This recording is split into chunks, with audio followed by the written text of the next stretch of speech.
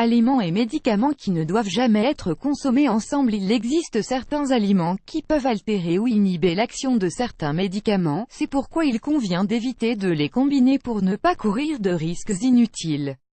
En apparence, il se peut que notre alimentation n'ait peu ou rien à voir avec la médication que nous pouvons prendre. Toutefois, lorsque nous parlons de les consommer conjointement, ce qui est sûr c'est qu'il existe plusieurs aliments et médicaments qu'il vaut mieux ne jamais combiner.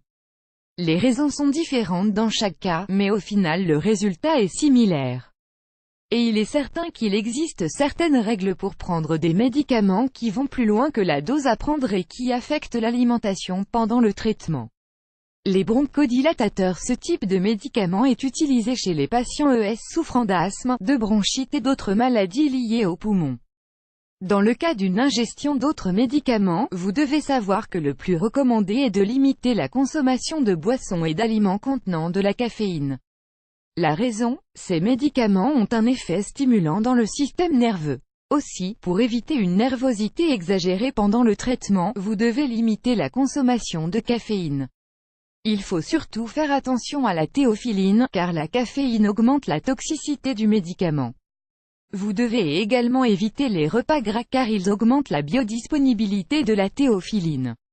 Médicaments pour réduire la pression artérielle. Les médicaments pour réduire la pression artérielle sont indiqués pour soigner et prévenir les maladies du cœur et des reins. On trouve parmi eux les médicaments comme le captopril, l'énalapril et l'oramipril. Nous devons éviter de mélanger ces médicaments avec des aliments riches en potassium. La raison, les médicaments de ce type augmentent la quantité de potassium dans le sang, dont la surdose peut provoquer des battements irréguliers du cœur et un manque de souffle. Ainsi, le mieux serait de limiter la consommation de bananes, pommes de terre, soja, épinards. Les antiarythmiques. Il s'agit d'une série de médicaments, comme par exemple la digoxine, qui sont indiqués pour soigner et prévenir l'insuffisance cardiaque. Le problème survient lors de la consommation d'une série de produits riches en acide gras glycérique, c'est le cas de la réglisse par exemple. La raison, ce composé, en entrant en contact avec la digoxine, peut provoquer des battements cardiaques irréguliers voire même une crise cardiaque. Cette substance se trouve dans des sucreries et des gâteaux, ainsi que dans les composants de la bière. La fibre diététique réduit également l'efficacité de ce médicament, c'est pourquoi vous ne devez en prendre que 2 heures avant ou après manger. Certaines herbes affectent également l'efficacité de la digoxine.